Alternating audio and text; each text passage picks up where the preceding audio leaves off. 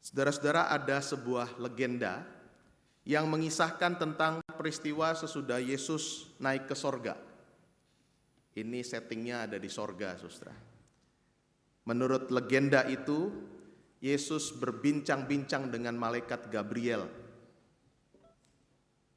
Malaikat Gabriel berkata, "Tuhan, Engkau pasti menderita sangat hebat ya ketika disalib. Apakah umat-Mu tahu dan menghargai betapa besarnya cinta-Mu kepada mereka?" Tuhan Yesus kemudian menjawab, "Oh, tidak, belum semua mereka tahu betapa besarnya kasih-Ku kepada mereka. Sampai sekarang, sampai aku naik ke sorga nih, hanya beberapa orang di Israel yang tahu." Malaikat Gabriel yang bingung bertanya lagi, "Apa yang sudah engkau lakukan supaya semua orang, makin banyak orang tahu akan cintamu itu?" Yesus kemudian dengan yakin menjawab,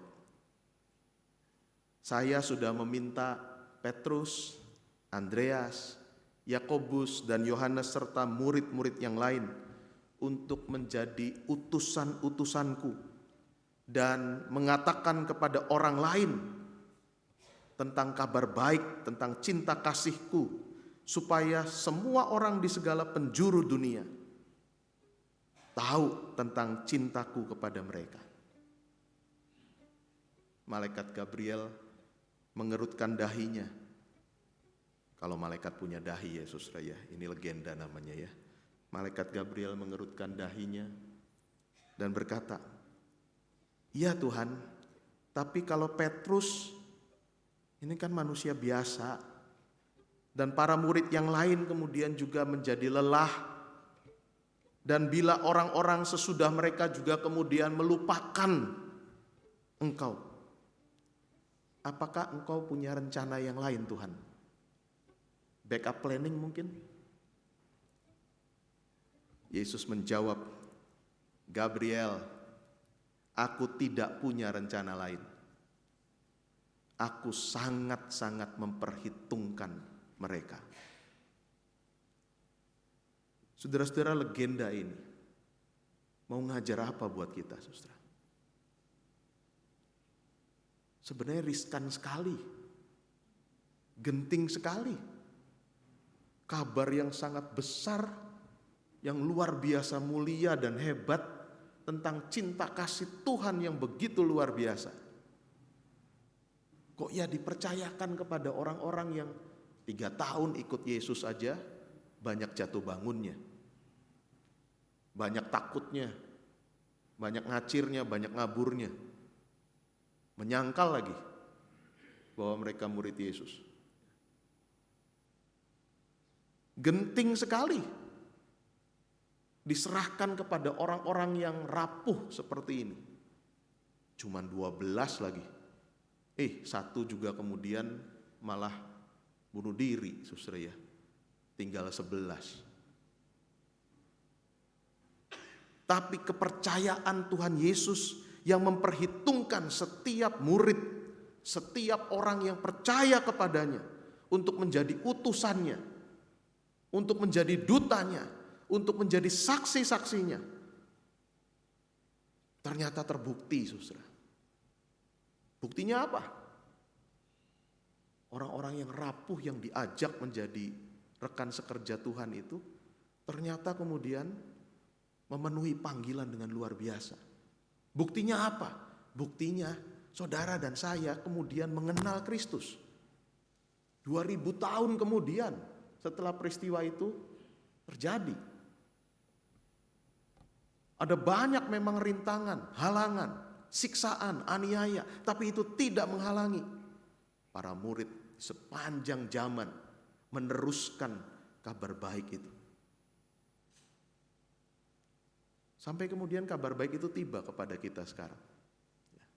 Kita juga kemudian menjadi pengikut-pengikut Kristus, menjadi orang-orang yang percaya kepadanya, mendapat anugerah yang sama seperti yang dialami umat Tuhan di masa lalu. Lalu apa yang kemudian kita lakukan? Apakah kemudian kita menikmati saja berkat ini sendirian? Yang penting saya sudah selamat, dapat anugerah, penebusan, yakin dalam Kristus ada keselamatan buat kita, lalu kita menikmati itu semua sendiri.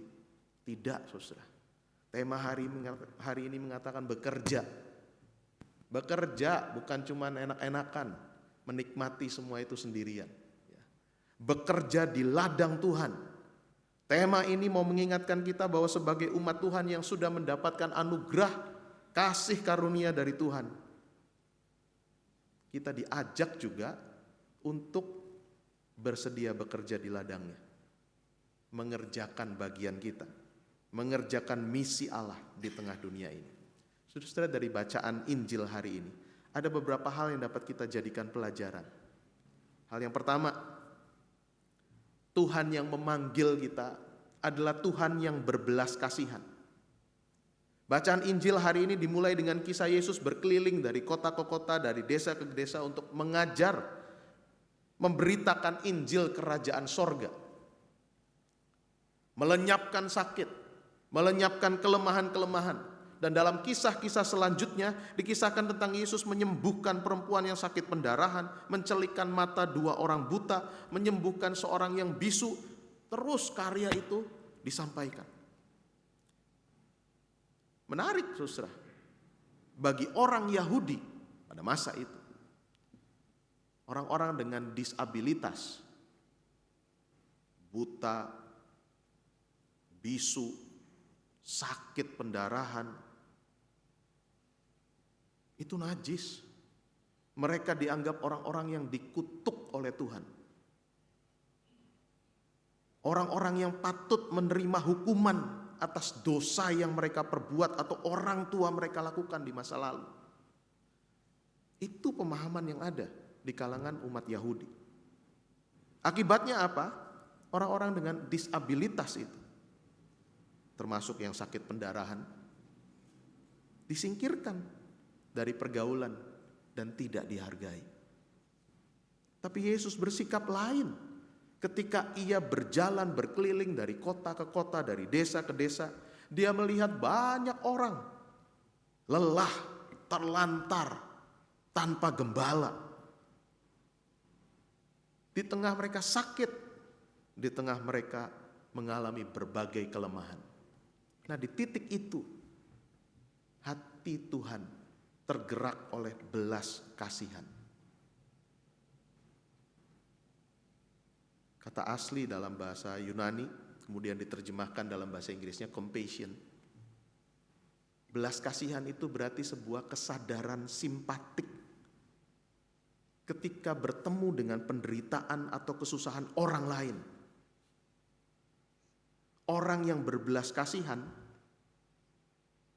akan muncul kemudian kerinduan untuk berbuat sesuatu, untuk mengurangi kepedihan akibat penderitaan yang dialami sesama. Itu orang yang berbelas kasihan. Enggak tinggal diam, enggak apalagi tutup mata, memalingkan muka, berbalik badan,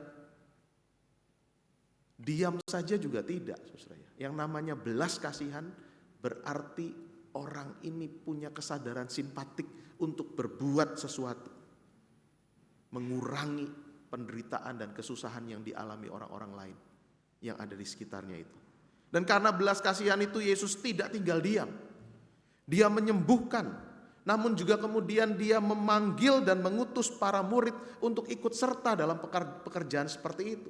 Dalam pekerjaan untuk memberitakan Injil, kabar baik di mana kehendak Allah dinyatakan.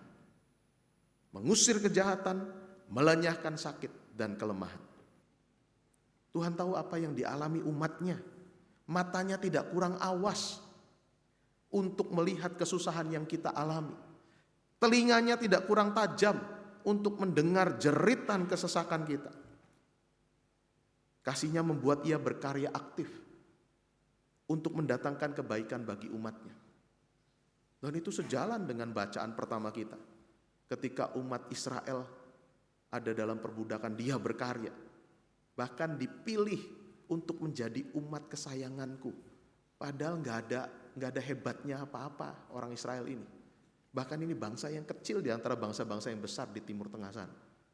Tapi justru karena kasih karunia ini yang dipilih. Dan Allah kemudian aktif untuk mendatangkan kebaikan buat umat Israel. Sama ketika baca di Roma juga. Roma 5. Justru di tengah kondisi kita yang paling titik nadir, berdosa, kasih karunia Tuhan datang secara aktif. Dia tahu kita tidak mungkin bisa melepaskan diri dari jerat dosa, maka Dia yang datang untuk berkarya aktif menebus kita dan menyelamatkan kita. Dia tahu apa yang saudara dan saya alami di tengah kehidupan ini. Dan Dia berbelas kasihan, tidak tinggal diam, hatinya tergerak untuk berbuat, meringankan, bahkan menyembuhkan dan memulihkan. Yang kedua, ini hebatnya, ketika Tuhan aktif berkarya itu, Tuhan mengikut sertakan manusia dalam karyanya, mengikut sertakan saudara dan saya menjadi rekan sekerjanya. Yesus memanggil pribadi demi pribadi untuk mengikut Dia dan mengutus para murid ke tengah dunia. Tidak dibiarkan kerja sendiri, tapi memang jadi rekan sekerjanya. Untuk apa? Untuk mencari yang terhilang, memberi harapan bagi yang hidup dalam kelemahan. Walaupun Yesus mampu sebenarnya melakukan tugas itu sendirian, mampu nggak? Mampu. Tapi secara bersengaja, Dia menyertakan manusia. Manusia yang unggul enggak yang dipilih? Manusia yang super enggak yang dipilih? Enggak. Manusia yang dipilih adalah manusia-manusia yang biasa, sama seperti kita. Punya kelemahan, punya kekurangan, tapi itu tidak menghalangi Dia untuk mengikut sertakan para murid menjadi rekan sekerjanya. 12 murid tadi yang kita baca. Sebagian besarnya, kebanyakannya adalah nelayan di Galilea. Kelompok yang tidak berpendidikan tinggi pada masanya. Pekerja kasar, bahkan kaum marginal pada masanya. Tapi itu tidak menghalangi Tuhan untuk memilih mereka menjadi rekan sekerjanya. Bukankah itu sebuah anugerah yang luar biasa? Bandingkan kalau saudara dan saya pilih rekan sekerja, milih mitra bisnis, yang kita pilih yang mana? Ya orang-orang yang unggul kan? Orang-orang yang kita tahu punya kemampuan, kompetensi yang hebat.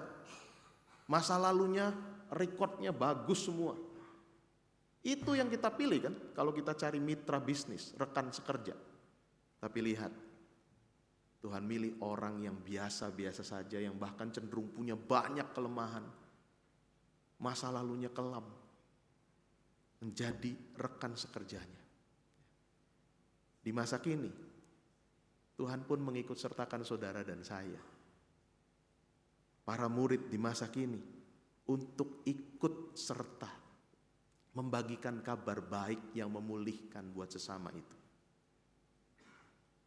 Kalau saudara dan saya diikut sertakan dalam karya itu, pasti bukan karena kita hebat, bukan pertama-tama karena kita unggul luar biasa. Kita dipilihnya menjadi rekan sekerjanya, dipanggil dan diutusnya. Yang terutama adalah bagaimana kemudian kita menyambut panggilan itu dengan penuh syukur dan sukacita. Satu kehormatan dan kesempatan besar. Sebuah anugerah yang menggetarkan mestinya. Kalau satu hari kemudian panggilan untuk menjadi rekan sekerja itu datang pada saudara. Menjadi rekan sekerja Tuhan tidak harus berjubah seperti kami. Menjadi rekan sekerja Tuhan banyak sekali dan ladang Tuhan luas. Yang paling utama ketika panggilan untuk menjadi rekan sekerja Tuhan itu datang, syukuri. Jangan pertama-tama bilang, enggak Tuhan, jangan saya. utus orang lain aja. Di GKI kan begitu ya. Saya dukung Pak, pokoknya saya dukung, asal bukan saya. Ya, silahkan yang lain. Ya. Saya di belakang layar aja. Selalu orang GKI ngomongnya gitu, saya di belakang layar aja Pak, nggak usah kelihatan. Tapi begitu nggak disebut namanya marah, saudara ya. Gimana sih katanya di belakang layar, saudara ya.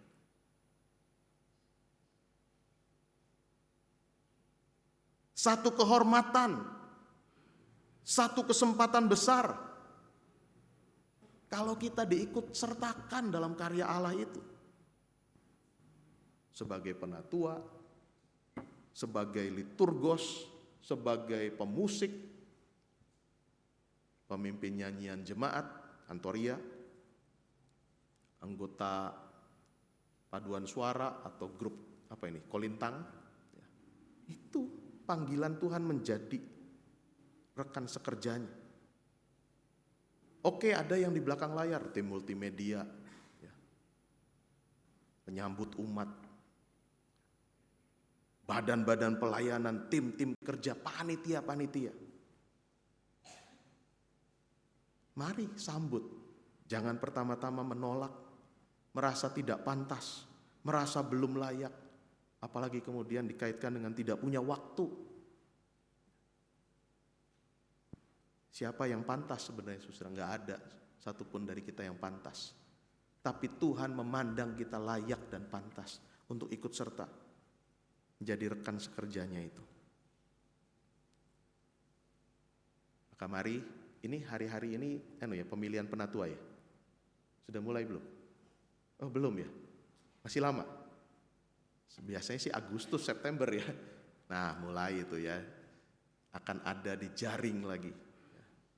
Diajak untuk diingatkan ini loh. Tuayan banyak, pekerjanya sedikit.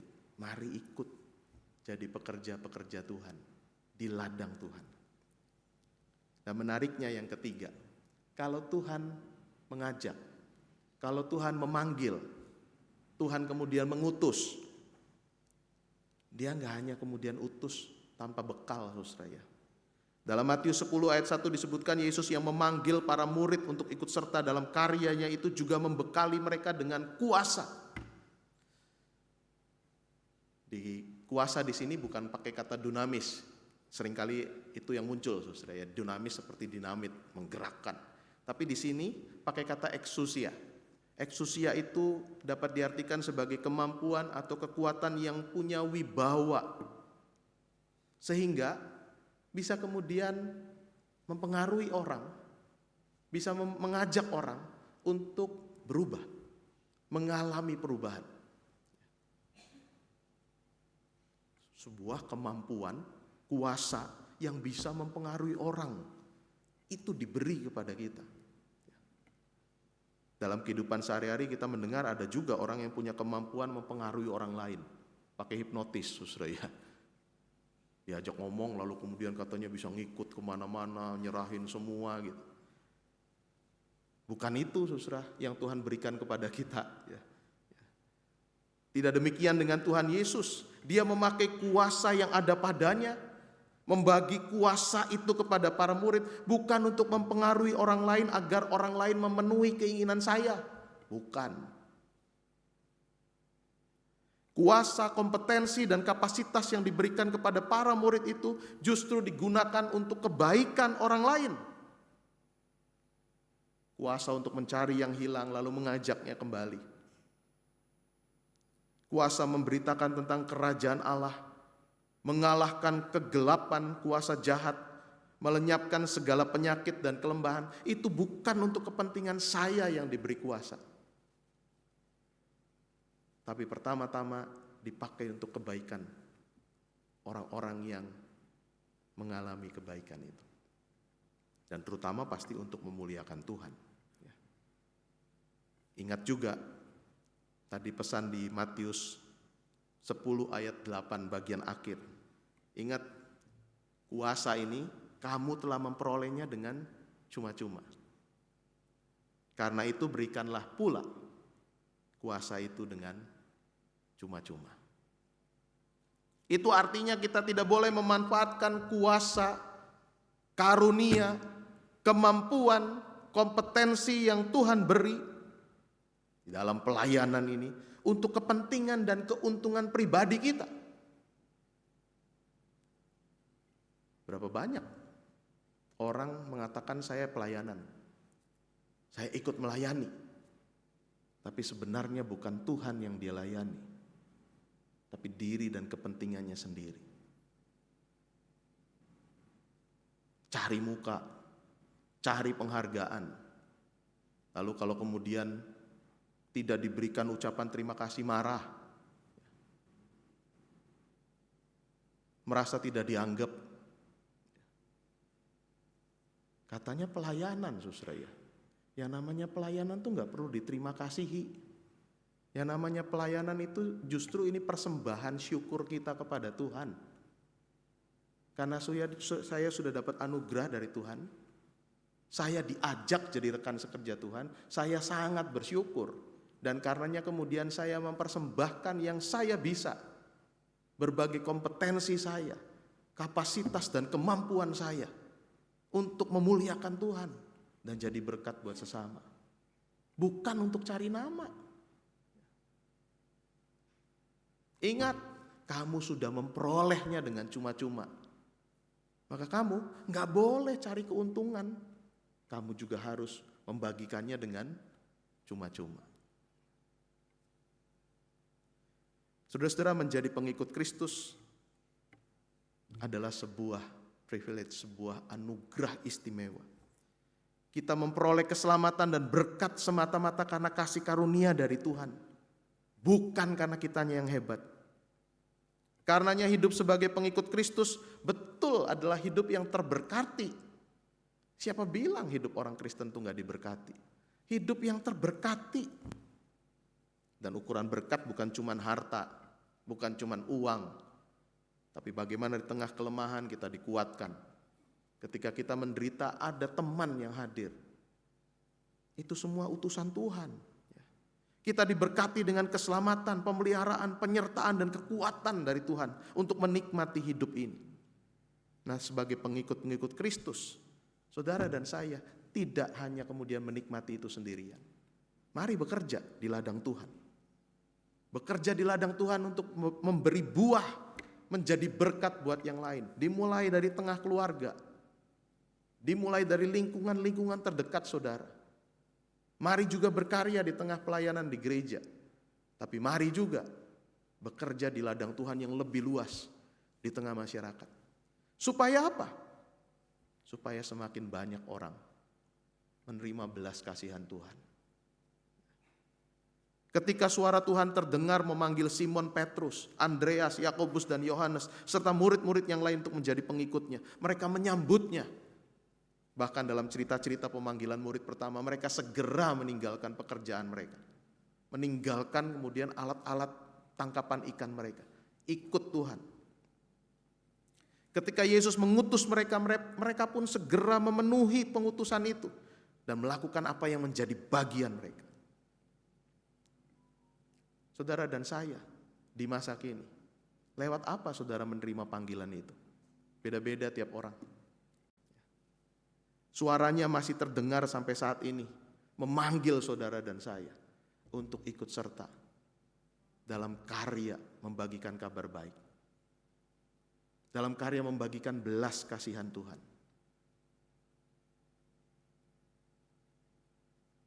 Dan hebatnya cara Tuhan memanggil, suaranya terdengar itu bisa banyak macam. Mungkin saudara pernah mengalami lewat khotbah KKR yang menyentuh.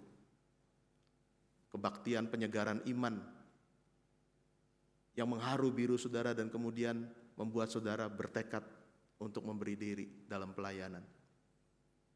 Saudara mungkin pernah mendengar lewat saat teduh suara Tuhan itu terdengar jelas.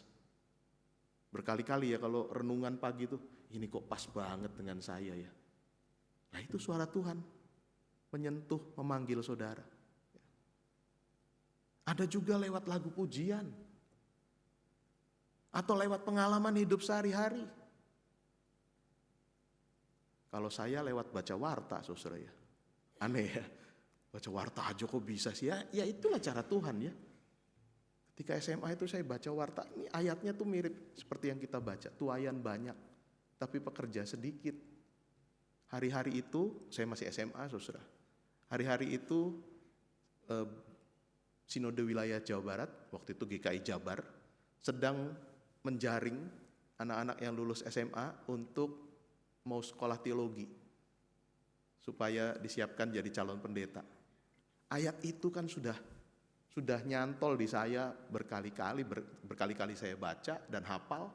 Tapi kenapa ketika baca warta dari Sinode Jabar itu nggak berhenti gaungnya selama beberapa hari. Tuayan banyak, tapi pekerja sedikit. Nah, ditambahin sama Sinode Jabar, maukah engkau menjadi salah satu pekerja itu? Cuman itu, ya. Tapi itu mengganggu sekali. Ya, dan ketika itu kemudian direnungkan ulang, dipikirkan lebih dalam, ya jadilah kemudian arah hidup saya berbeda. Ya. Dari pengen jadi arsitek, dulu ambil SMA-nya A1 fisika, ngapain kalau gitu dulu saya ya, capek-capek mikirin fisika, matematika, kimia gitu. Tapi kemudian berarah berbeda, ya. Dari warta. Maka jangan remehkan warta jemaat loh saudara ya. Kalau Tuhan mau panggil dari hal-hal yang tak terduga, ya, itu bisa terjadi. Hari ini kembali kita diingatkan untuk tidak menikmati kabar baik itu sendirian. Ia yang berbelas kasihan, ia yang tahu kebutuhan umatnya, tahu kesusahan dan kelemahan anak-anaknya, ia berkarya. Itu yang pertama. Yang kedua, di tengah karyanya dia mengikut sertakan banyak orang yang biasa-biasa saja, sampai orang yang luar biasa dipakai oleh Tuhan. Maka saudara jangan malu ketika merasa saya nggak bisa banyak Pak, saya cuma bisa sedikit. Oh, yang sedikit itu bisa dipakai oleh Tuhan. Dari 5 roti 2 ikan aja bisa jadi banyak kok kalau dipersembahkan untuk Tuhan. Ya. Bersyukurlah kalau saudara diikut sertakan, dipanggil oleh Tuhan untuk menjadi rekan sekerjanya.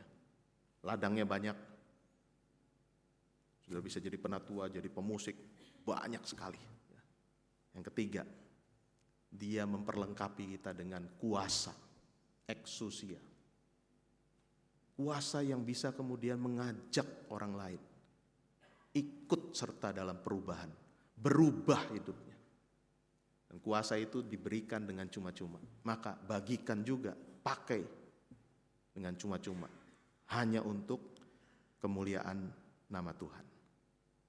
Selamat menjadi rekan sekerja Tuhan dimanapun saudara berada. Di rumah, gereja, tempat kerja, di tengah masyarakat. Dimanapun Tuhan mengutus kita. Tuhan memberkati kita. Amin.